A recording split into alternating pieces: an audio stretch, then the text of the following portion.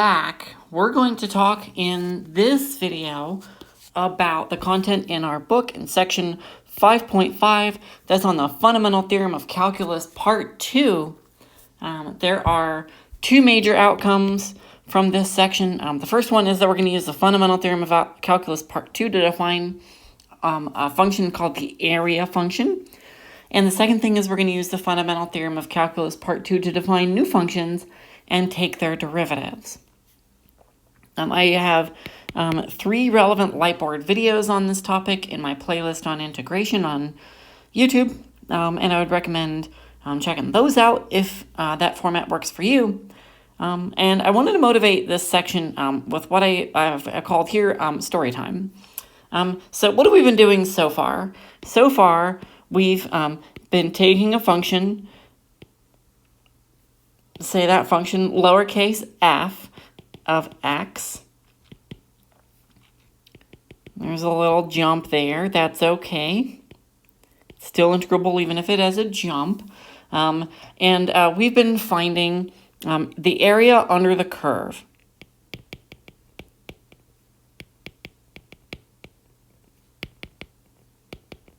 We've been finding the exact area under the curve.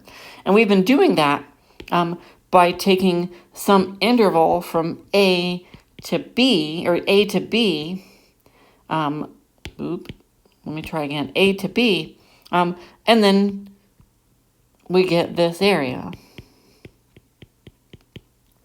right? And it's pretty clear that as I change where b is, so if I change where b is, so if I make it be over here, I get less area or more area or way less area, or I would get something negative because then I'd be running that backwards, right? So depending on where b is, you get different values. And I think that's pretty cool, particularly if b lies on top of a. If those are exactly the same value, then you get 0 always, which is cool. And so the principle that we're going to be exploring in this section is what happens if I let b be my variable and define a new function.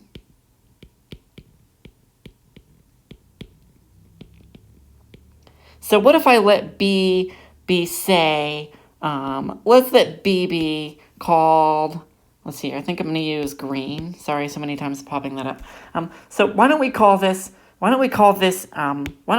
instead of b, let's call this u. So then what am I doing? I'm integrating from a to u, f of x dx. And when you've done this, by the Fundamental Theorem of Calculus Part 1 says that if I have an antiderivative, then this is equal to capital F of u minus capital F of a, right? And that's my variable, and that's the upper bound of integration. But it seems weird that I now have u, and so what we're going to do is I don't really want to use the variable called u. I'd really rather let it be x.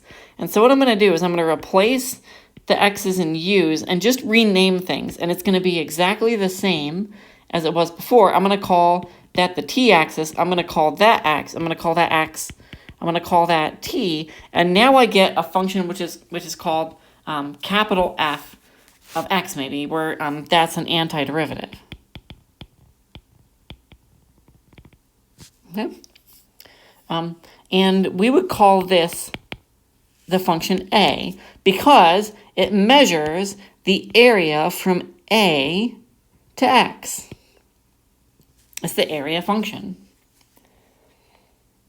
So this leads me to want to define a new function that measures this, and the level of formalism that we're going to use for it comes on the very next page when our book has us create a new function from an old one by using an integral with a variable in the bounds of integration. I think this is so super cool. So my variable is x, right? I've got the same variable here, a of x, and that's a for area. And then, so I'm integrating from a, some fixed value, to x, my variable, and this is the function that I'm integrating, f of t dt, and we called it t because I'm not going to call it x because I can't have x in all those three places. And a represents the signed area from a to x underneath f. There's some requirements and notes to be able to do this. First one, f must be integrable.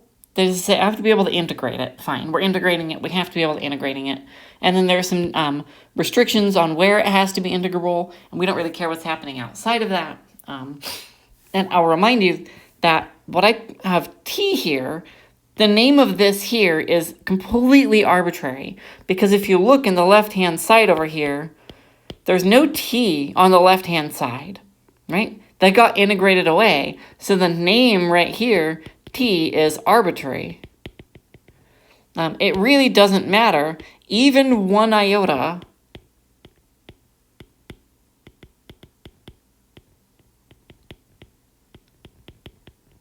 what I call it. I could also say that a of x is equal to the integral from a to x of f of s ds, or the integral from a to x of f of q dq. It doesn't matter. The name of that symbol doesn't matter because it gets integrated out anyways. It's just a placeholder or a dummy. Not because it's stupid, but because a dummy is something that you set up to knock down. Okay, so I want to play with the area function in this particular scenario. So we're going to consider 4 minus x squared and a lower bound of a, and we're going to define the area function like that. So the first thing I'm going to do is draw my function f. Cool. I've got a downward opening parabola that passes through 4.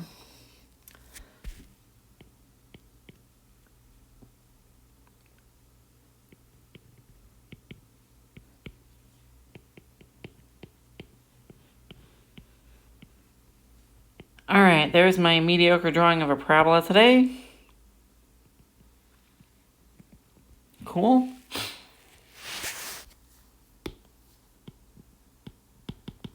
That's going to be my fixed point. And then if I let that be the t-axis, then this is f of t is a way of thinking about it. And then x is the thing that I'm going to let vary. And as I do that, I get different amounts of area. So if x is, say, minus a half, then I get this area, and it would count as negative because x is left of a. As opposed to if I take my x and I put it over here, then I'm going to have a positive area because x is going to be bigger than a, and I'm integrating a function that's above the x-axis. Or I can take those pieces. Oop, I dropped my arrowhead. And if I put it, say, over here, then I pick up this area up here as well as this area down here. And it looks like this one's going to be negative. All right. So let's write out the definition for a of x. So a of x is equal to the integral from a to x of f of t dt. All we do is replace x with t's, which is the integral from 1 to x of 4 minus t squared dt. And now we'll do the integration. It's going to be 4t minus t cubed over 3 evaluated from 1 to x.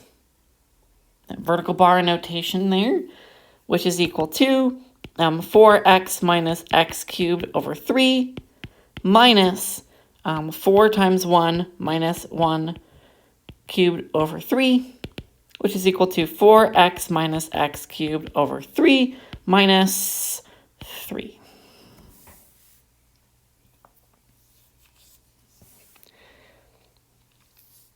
And if I put in, say, 1,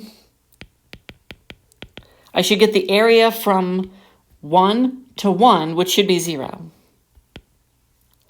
All right, so I believe I'm going to get 0. So I'd have 4 times 1 minus 1 to the third over 3 minus 3 is 4 minus 1 minus 3 equals 0. Yes. All right, so the area from 1 to 1 under this curve is equal to 0. Great. If I put in, say, a of, let's see here, a of, let's go to 1, 2, 3. I'm going to guess we're going to get something that's less than 0, but not a whole lot less than 0. 4 times 3 minus 3 cubed over 3 minus 3 is equal to 12 minus 9 minus 3 equals, 0.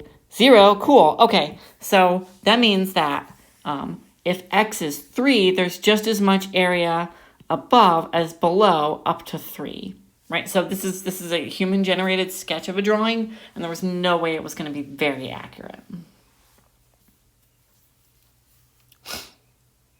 12 minus, yeah, okay, that works.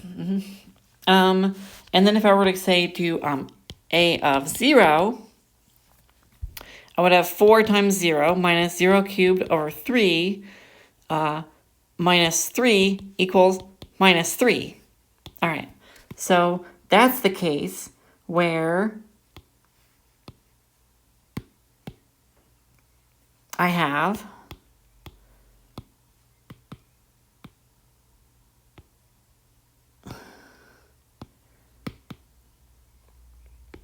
all right, so I have that stuff. I put x over here. And now my area is this right here. And it looks like it's going to be positive, but it's not, because I'm integrating in the wrong direction. My interval is like out of order because I'm integrating as I go to the left, right? Because I'm going from a to x. And so I'm kind of going out of order. So I'm integrating from 1 to 0. Okay, so if I put in a of 0, I get negative 3, which is indeed less than 0 because I have area above the x-axis, but I'm integrating going in the wrong direction with this improper integral, and I get a negative value. Okay. Cool. So that was a decent first example in the world of playing with the area function. And we can do this in principle with basically any integrable f and any a, so long as the function is actually integrable. So you got to watch out for things like infinite discontinuities and stuff like that. All right, so let's turn the page. Boop, boop. And I want to explore with you, I put it inside of 3 important boxes here. This is the Fundamental Theorem of Calculus, Part 2. Really love this theorem. It says that if we have a continuous function on an interval, then the area function right here is itself an antiderivative of f on that interval. And furthermore, that is to say that if I take the derivative of the area function, I just get f back. So the derivative of the integral is the original function you started with. This theorem is amazing because it says that the derivative of the integral is the original function.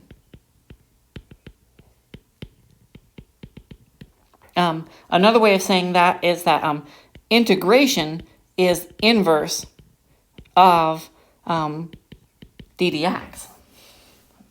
So integration is opposite of differentiation. Differentiation is opposite of integration. They're two sides of the same coin. And that's one of the main lessons I want you to take away from this class this semester. I'm going to skip the proof, but let's go ahead and do an example of playing with this theorem. What I want to do is I want to play with this function that I have on the screen here, f of x equals 1 minus 6x minus cosine x, fine. It's a wave modified by a line and shifted, and we're going to integrate it from minus pi to wherever we happen to be going. So we're going to define the area function. A of x is equal to the integral from a to x of f of x, nope, f of t dt is equal to the integral from minus pi to x of 1 minus 6t minus cosine of t dt. And let's see what happens when I do the integration. I get t minus t squared with a 3 in front of it, minus sine t, evaluated from minus pi to x. Vertical bar notation, just as I take the difference of the evaluation at those two places, that's equal to x minus 3x squared minus sine of x minus pi minus 3 pi squared minus sine of minus pi.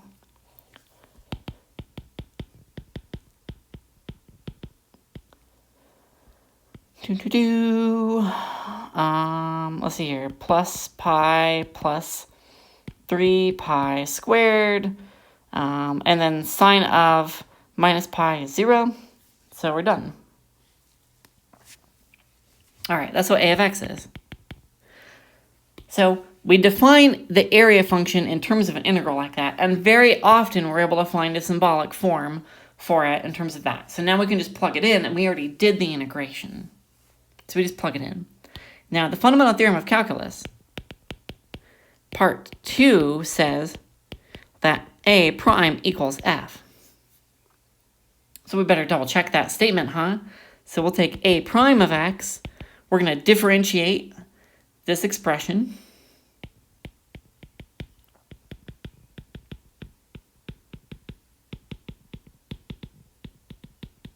Cool. 1 minus 6x minus cosine of x plus 0 plus 0. So my plus zeros go away, and I'm left over with, lo and behold, 1 minus 6x minus cosine x, which is exactly what I started with. So if you differentiate the area function, you get the original function back. Super cool. Let's turn the page. Now I want to play with this problem right here. So we are defining a new function g in terms of an integral. So let's describe it before we even get started. This g of x is the area under the square root of 9 minus x squared between 0 and x.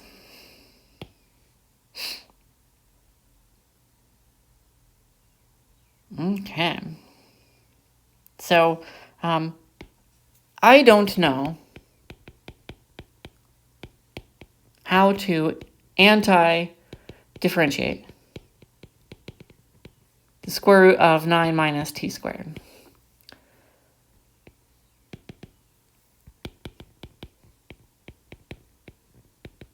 To do that, we should probably take Calculus 2.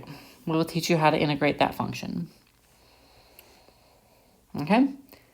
So as I work with this, maybe we should consider plotting So I'm going to bring onto the screen, I have a TA calculator. I'm going to go into y equals, and I'm going to enter the square root of 9 minus x squared. Let's go zoom 6 and plot the thing, and lo and behold, I have what looks like the top half of a circle.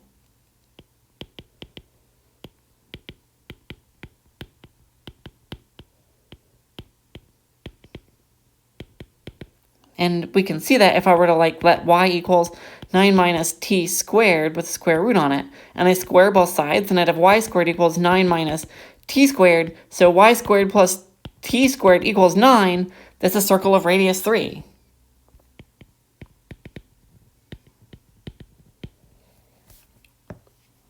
And if I click and drag on this thing, as I drag further to the right, you can see that I'm getting close to, right, x is 2.99.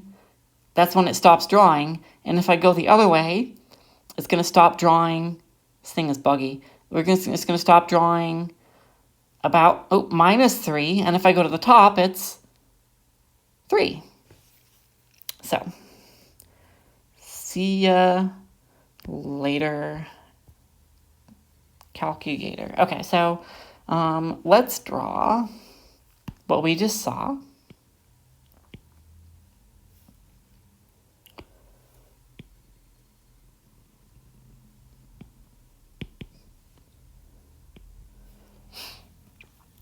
We're fixing that value. And as I move x to the left or right,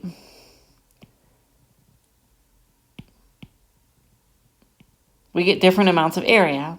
It's going to be maximal when I go all the way out here to 3, and it's going to be minimal when I go all the way out here to -3. And if I try to go beyond that, we're in the world of complex values, and we're not doing those in this class. So we are going to stay between -3 and 3 as far as our values of x. Okay, so we are asked to find g of 0. Okay, so g of 0 is where x is equal to 0, which is a. Right away, I know that g of 0 is equal to 0. Okay, because it's the integral from 0 to 0 of whatever, it doesn't matter, dt. G of 3 is equal to, well, I don't know how to find an antiderivative, but I have geometry. So this area inside of here, that's a quarter circle. And so it's a quarter of pi times 3 squared, because that's the area of the whole circle. So this is equal to 9 over 4 pi.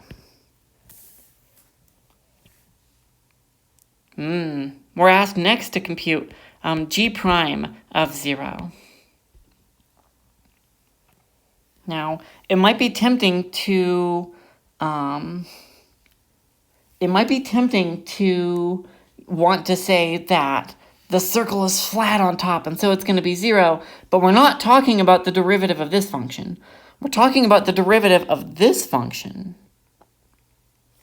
Okay. So, the fundamental theorem of calculus says that g prime of x is equal to f of x.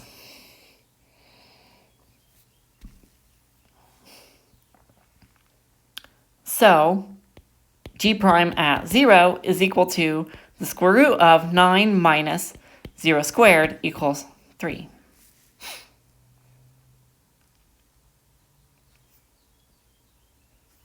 Similarly, g prime at 1, the fundamental theorem of calculus says that g prime at 1 is equal to the square root of 9 minus 1 squared equals square root of 8 equals 2 root 2.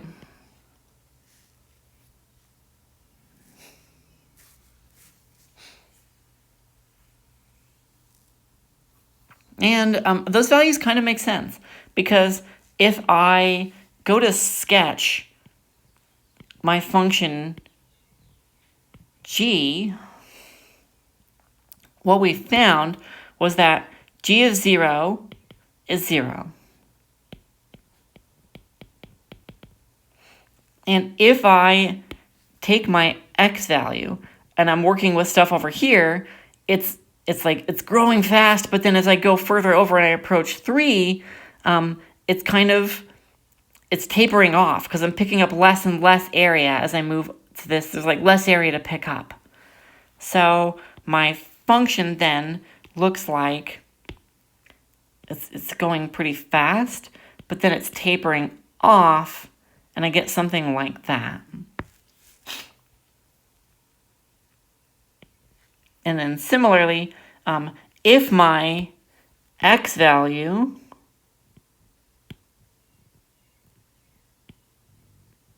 is over here, then the area that I have looks like it's positive, but it's not, because my bounds are out of order. Just like they were on the previous problem, we played with that a little bit. I'm going to get negative values. So it's down like this, but again, as I take and move my x closer to negative 3, I'm kind of picking up less and less area, and so the thing's going to level off like this. This is suggesting that g prime at 3 should be equal to 0. Well, let's double check that statement. G prime at 3 is equal to the square root of 9 minus 3 squared equals 0. Huzzah!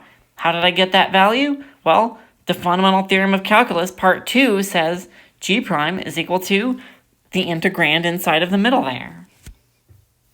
Okay? So I hope that gives you some understanding of the way that the Fundamental Theorem of Calculus part 2 works, because I think it's so super cool. All right, let's move on. And I want to play a little bit with this expression that I have on the screen right here. So I want to find a formula for the function represented by this integral. This is a little bit different, but it kind of is a segue into what I want to do next. So what I'm going to do is I'm going to anti-differentiate, and I'm going to leave those in the vertical bar after I anti-differentiate. So that's equal to e to the minus 2u over minus 2. That's one of the rules that we got from section 5.3. We learned how to do that. Evaluated from 3x to 9x plus 2 is equal to e to the minus 2 times 9x plus 2 over minus 2 minus e to the minus 2 times 3x over minus 2. Fine. No problem. So that's what we should probably name this. Let's call this h of x. And now, I guess that's as far as I wanted to go on that function, which is to say that these things right here don't have to just be plain x or a number. You can put arbitrary expressions right here. Kind of have to be careful about creating problems in various contexts, like integrating across infinity or weird stuff. Yeah, but more or less it works out pretty nicely most of the time. So what I just did was define a new function in terms of an integral.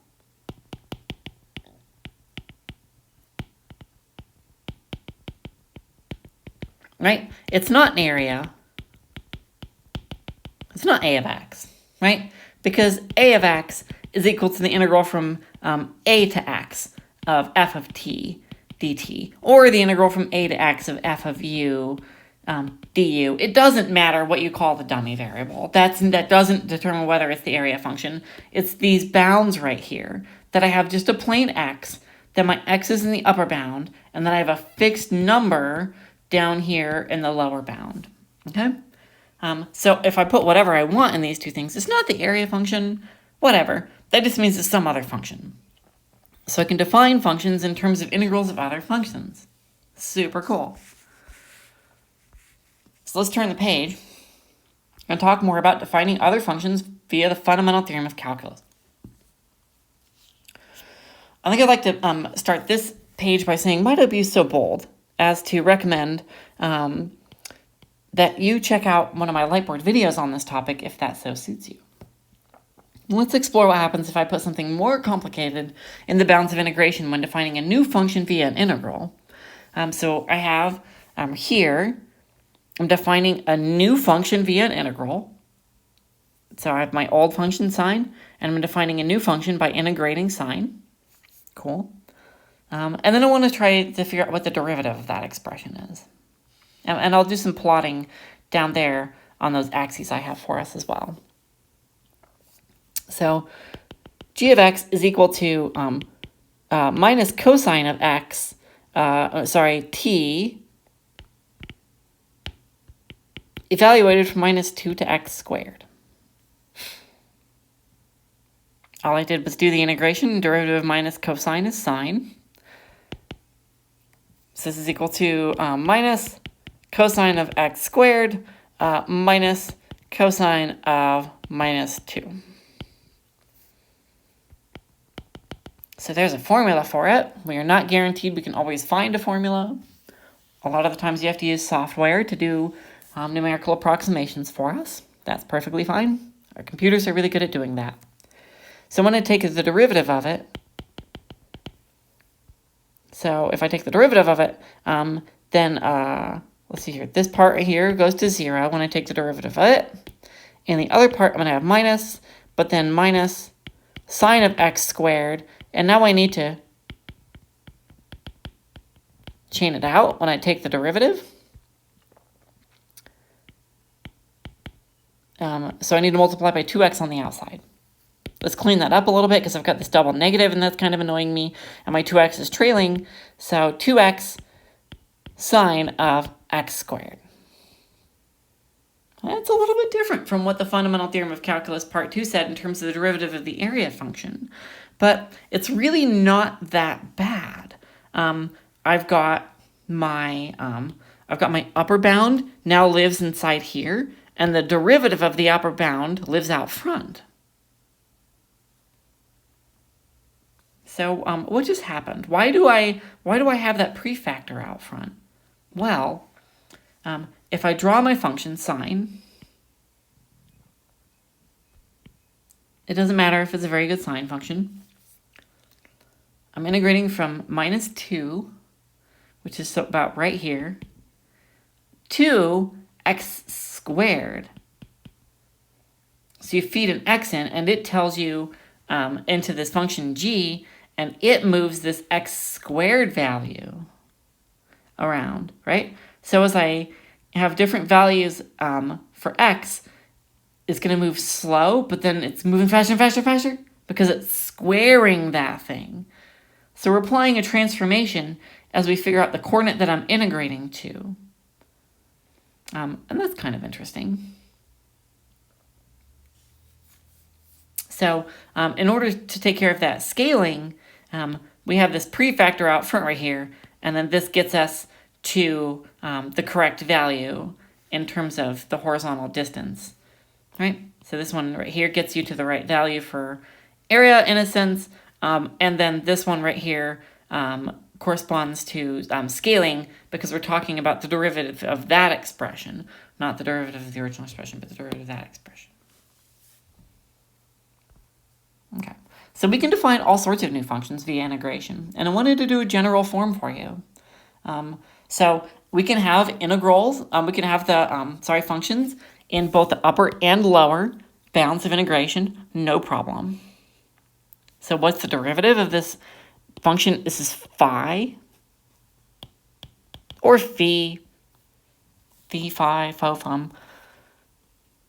I smell a function and it's a lot of fun. Okay, so we're going to assume that I have some antiderivative. Fine. So phi of x is equal to the integral from g of x to h of x of f of t dt. And that's equal to, because I have an antiderivative, this is equal to capital F of t evaluated from g of x to h of x, which is equal to capital F of h of x minus capital F of g of x.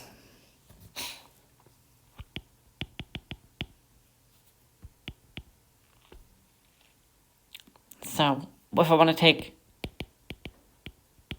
the derivative of this function that I defined in terms of an integral, I'm going to get, well, we're going to apply the chain rule.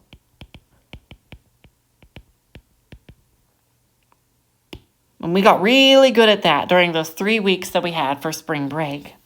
We got really super good at that. So f prime of h of x, and now we're going to chain it out, h prime of x, minus f prime of g of x. We're going to chain it out times g prime of x. I think I want that in blue. Oh, except I wrote G and I meant to have an H. So, it's not that bad to take derivatives. Basically, you don't even need to integrate and then differentiate. You can just be all like, hey, look, I take my capital F prime. Okay, fine. I know what that is. That's lowercase f. So I take my upper bound and my lower bound, and I put them inside of my original function. Cool. I subtract. And then I just have to take the derivative of those two pieces and put them out front. So, for example, I could say, what's ddx of the integral from x squared to sine x of x cubed? Nope, t cubed. Erase.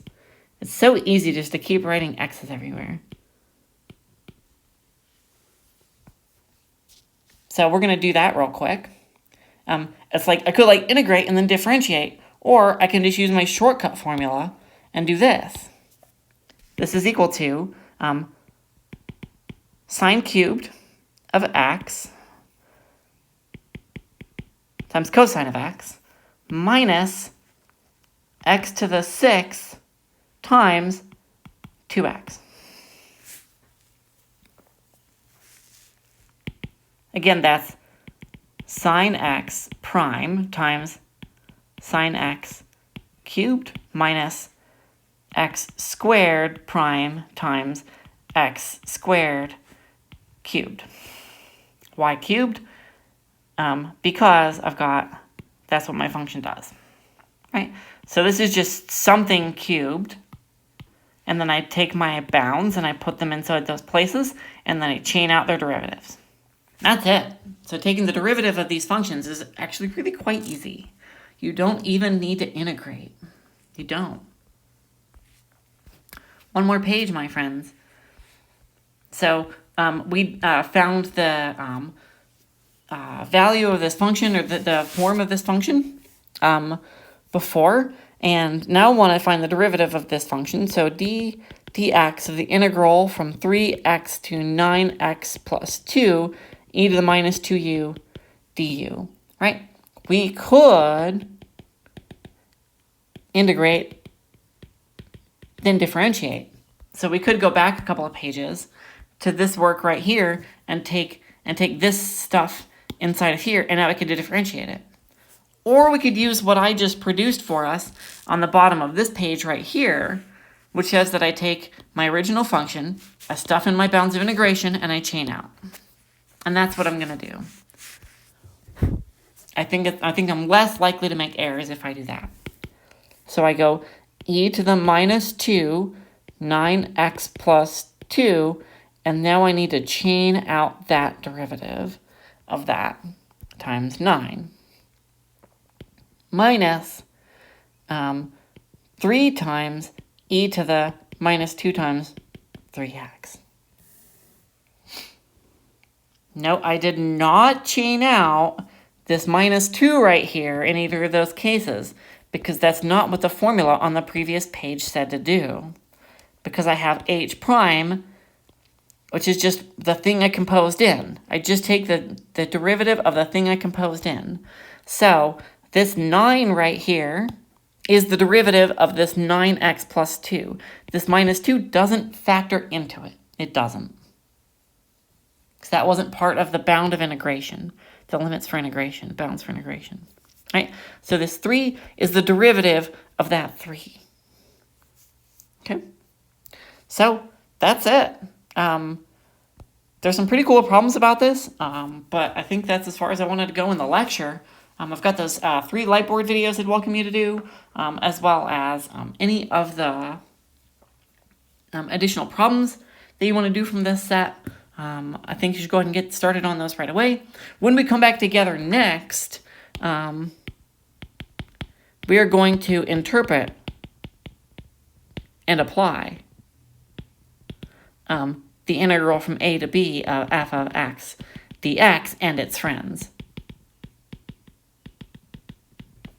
Okay, so that's going to be section 5.6 on rates of change. And that's going to be going all the way back. Do you remember the Friday of our first week of class where we talked about accumulating snowfall?